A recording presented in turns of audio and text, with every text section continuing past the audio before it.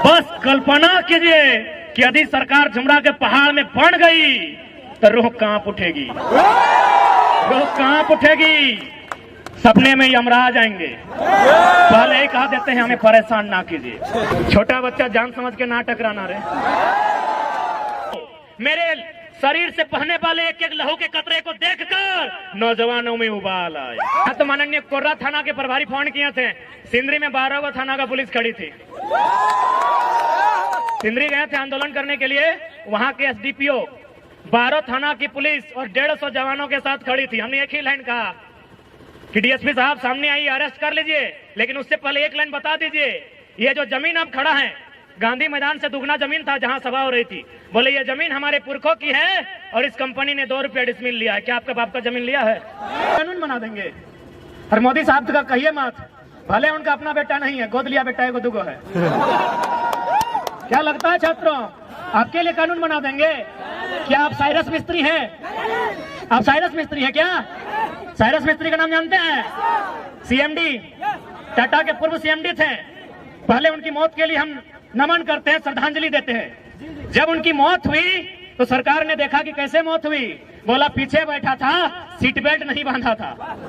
पीछे बैठा था, सीट बेल्ट नहीं बांधा था। अगला दिन कानून बन गया कि आगे छोड़िए, अब पीछे भी सीट बेल्ट बांधना होगा। इसलिए यहाँ पढ़ने वाले छात्र जो प्रोटेस्ट कर रहे हैं, यदि आपकी लाठियों का सामना करेंगे, आपके भाई हैं। और जो झुमरा के पहाड़ में नक्सली बनकर बैठे हैं, कॉपी कलम लेके चेक कीजिएगा, मामा का, मौसी का, फुफ्फा का बेटा होगा।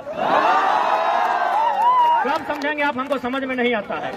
हम चाहते हैं नौकरी आप आगे से बचाइए, पीछे से चंदा दे दीजिएगा आंदोलन करने के लिए। दरोगा जी पीछे से दे दीजिएगा, लड़ाई आपके बेटे के लिए है। हेमंत सोरेन आपका बेटा को दरोगा नहीं बनाएगा, उनको दरोगा हमारा आंदोलन बनाएगा। दरोगा जी से निवेदन होगा, डीएसपी भी आया तो सुन लीजिए, हेमंत सोरेन आपका बेटा को डीएसपी नहीं बनाएगा। जेपीएससी देखिए ना, 7 को हुआ है 22 साल में, बिहार में 68 को हुआ है। इसलिए आंदोलन ही आपका डीएसपी का बेटा को डीएसपी और दरोगा का बेटा को दरोगा बनाएगा। इसलिए आगे से नौकरी बचाइए, पीछे से आंदोलन का सपोर्ट कीजिए।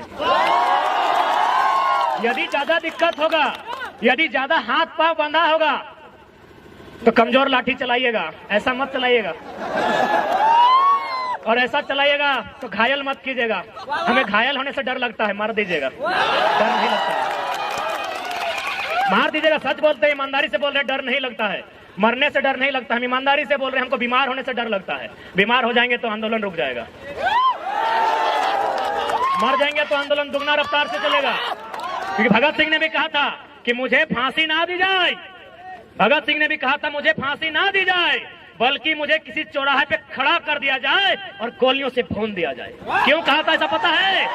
ताकि मेरे बदन पर चलने वाली एक एक गोली को, मेरे शरीर से बहने वाले एक एक लहू के कतरे को देखकर नौजवानों में उबाल आए।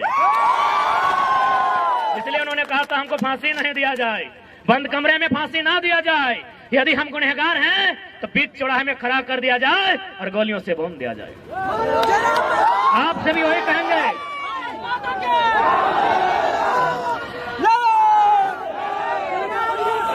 इसलिए आपसे भी निवेदन करेंगे, आप ड्यूटी कीजिए, आपकी ड्यूटी का सम्मान करते हैं। हम लोग आंदोलन करते हैं, हमारे आंदोलन का भी कोऑपरेट कीजिए।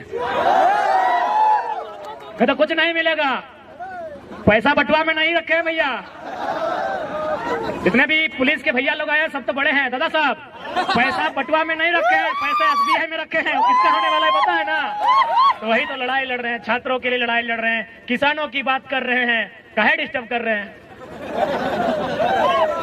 खैर डिस्टर्ब नहीं होंगे, डिस्टर्ब नहीं होंगे। यहाँ तो माननीय कोर्रा थाना के प्रभारी फोन किए थे। सिंदरी में 12 थाना का पुलिस खड़ी थी। सिंदरी गए थे आंदोलन करने के लिए। वहां के एसडीपीओ 12 थाना की पुलिस और 150 जवानों के साथ खड़ी थी। हमने एक ही लाइन कहा कि डीएसपी साहब सामने आइए, अरेस्ट कर लीजिए, लेकिन उससे पहले एक लाइन बता दीजिए, ये जो जमीन अब खड़ा है गांधी मैदान से दुगना जमीन था जहां सभा हो रही थी। बोले ये जमीन हमारे पुरखों की है और इस कंपनी ने 2 रुपया डिसमिल लिया है। क्या आपका बाप का जमीन लिया है? हमने एक लाइन कहा था माननीय डीएसपी साहब को कि डीएसपी साहब उतना मेहनत क्या करते हैं, अरेस्टिंग करना है एकदम आके अरेस्टिंग कीजिए, हम लोग भागेंगे नहीं। लेकिन एक लाइन में उत्तर दीजिए, जिस जमीन में आकर आप खड़े हैं ये हमारी पुरखों की है, इसे 2 रुपये डिसमिल लिया गया है। क्या आपके बाप दादा की जमीन इस तरह ली गई है? और उसके बाद भी आपको दिक्कत नहीं है तो आइए ना, हम तो शमशान घाट में 1 सप्ताह में 1 बार मिल जाते हैं। लाइव नहीं देखें वीडियो क्या? राजभवन से लोग देख रहे हैं, सही बोल रहे, राजभवन से देख रहे हैं, क्योंकि 29 तारीख को हम शमशान घाट में थे और विधेयक को वापस करता है कि कोई योद्धा तो घायल है, तो उन्हें पता नहीं कितना कितना योद्धा बन के तैयार है। उन्हें यह भी नहीं पता कि घायल शेर की सांसें उसकी दहाड़ से भी खतरनाक होती है। इसीलिए हमें परेशान ना किया जाए, हमारे हक अधिकार को हमने सामने रख दिया जाए। हम उप तक नहीं कहेंगे, लेकिन यदि हमारे हक अधिकार के बीच कोई टकराएगा, वो टकराने वाला कोई क्यों ना हो, हम वही राड़ माटी के राड़ लोग हैं जिन्होंने अंग्रेज को पेट में 1 नंबर करवा दिया था। इतिहास याद कीजिएगा, हुक्मरान में बैठे लोग 1757 में इंडियन भारत की सरजमी में बैटल ऑफ प्लासी हुई थी, बंगाल के क्षेत्र में अंग्रेजों के सामने उठा के पटक दिए गए भारत के लोग। ठीक 7 साल बाद 1764 में बैटल ऑफ बक्सर होता है इसी बिहार में, फिर भारत के लोग अंग्रेज के द्वारा पटक दिए जाते हैं। लेकिन जैसे वो मानभूमि में आते हैं, चुहाल विद्रोह में उनको हम पैंट में 1 नंबर करा देते हैं। हम वही झारखंड के लोग हैं, हमारे अस्तित्व से नहीं टकराइएगा, हमें हमारा इतिहास मत याद दिलाइएगा। हम भी चाहते हैं वसुधैव कुटुंबकम, हम भी चाहते हैं जियो और जीने दो का सिद्धांत, हम भी चाहते हैं नदी नालों में, पर्वत पहाड़ों में, झील झरनों में प्रेम के गीत गाएं युवा, नौकरियां करें, अपना घर बसाएं। हम नहीं चाहते इनके हाथों में हथियार हो, हम नहीं चाहते हैं ये विद्रोही बने, हम नहीं चाहते हैं ये बागी बने। लेकिन यदि ऐसा कुछ हुआ तो अगली सरकार झुमरा के पहाड़ में बनेगी।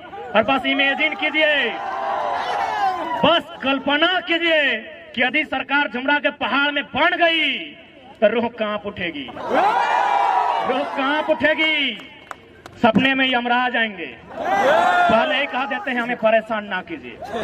हमने किसी का क्या बिगाड़ा है? हमने अपने जीवन का 5 साल, 10 साल, 15 साल इन लॉजों में दिया है। अरे भाइयों की तो छोड़िए, हमारी बहनें, हमारे गांव की लड़कियां, वे भी अपने भाइयों के कंधे से कंधा मिलाकर अपने गांव की पगडंडियों को छोड़कर आई हैं बाप का सहारा बनने के लिए। कितने शर्म की बात है, आपके पास एक पॉलिसी नहीं है। यही एक केरल राज्य है, अगर आप उस राज्य में चले जाएं, उस राज्य के आंकड़े को उठाएं तो आपको मिलेगा कि वहां की बहन यदि घर का त्याग करती है, वहां की बहन यदि घर छोड़कर बाहर जाती है, या तो मास्टर नहीं बनती है या तो डॉक्टर नहीं बनती है।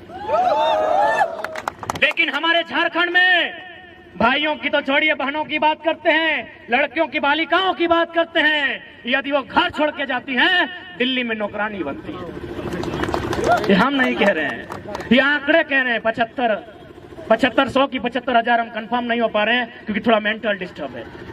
अगर 7500 है तो मान के देखिए, हमारी 7500 बहनें दिल्ली में दाई का काम कर रही है। अभी उस राज्य में जहां कहीं कोयला, जहां कहीं सोना, जहां कहीं अभ्रक, कहीं यूरेनियम, कहीं तांबा, कहीं लोहा, उस राज्य में हमारी बहनें दिल्ली में नौकरानी का काम करती हैं। कितना शर्म की बात है राज्य सरकार के लिए, कितनी शर्म की बात है इन आईएएस के लिए, जिनको आईएएस नहीं गधा बोला जाए। आपके लिए पॉलिसी नहीं, आपके पास एक पॉलिसी नहीं है। और भी तो राज्य हैं, नागपुर में एक आईएएस अधिकारी रहते हैं झारखंड के। अरे ऐसा मत सोचिए कि हम लोग बच्चा है, बच्चा है, छोटा बच्चा जान समझ के ना टकराना रे, बड़ा लोग भी हम लोग को टेलीफोन करता है। एक खनन अधिकारी है जो आईएएस हैं, रांची के हैं, उनका पोस्टिंग है नागपुर में। उन्होंने हमें टेलीग्राम में एगो लेटर भेजा, उसमें शायद एनसीएल या कोई कंपनी है उड़ीसा में और तमिलनाडु में, वो माइनिंग का काम करती है। और माइनिंग सरदार तब लोग समझते हैं पॉलिटेक्निक के स्टूडेंट्स, पॉलिटेक्निक वाले माइनिंग सरदार बनते हैं ना, तो हम लोग तो पीएचडी के, हम लोग टेक्निक में गए नहीं, इसीलिए बताइएगा। माइनिंग सरदार की पोस्ट आई है, कहां? तमिलनाडु में और उड़ीसा में। क्या लिखा है पता है? कि वही माइनिंग सरदार बनेगा जो उड़ीसा में उड़िया भाषा का ज्ञान रखता हो और तमिलनाडु में तमिल भाषा का।